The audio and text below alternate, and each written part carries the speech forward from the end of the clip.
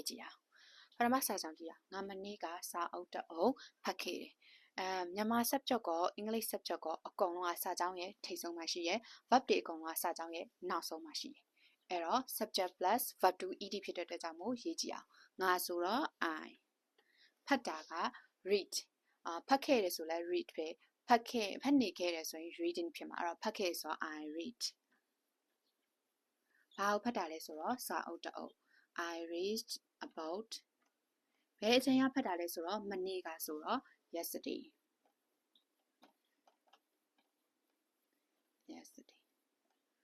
okay နောက်တစ်ကြောင်းကြည့်အောင်ငါမနေ့ကကြောင်းမသွားခဲ့ဘူးအဲ့တော့ past simple tense ရဲ့ structure ပုံစံက subject plus didn't plus but when be found အဲ့တော့ကြောင်းမသွားခဲ့ဘူးဆိုတော့ငါစာကြောင်း subject ကဘာမှစာကြောင်းရဲ့ထိပ်ဆုံးမှာရှိရဆိုတော့ငါ verb တွေအကုန်လုံးကနောက်မှာဆိုတော့မသွားခဲ့ဘူး okay အဲ့ဆိုရင် subject ကိုကြည့်မယ် subject ကဘာလဲဆိုတော့ I ကြောင်းမသွားခဲ့ဘူးသွားတာကိုမသွားခဲ့ဘူးဆိုတော့ didn't go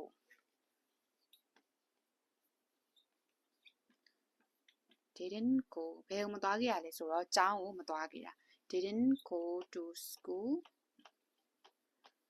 မနေ့ကမသွားခဲ့ဘူးဆိုတော့ yesterday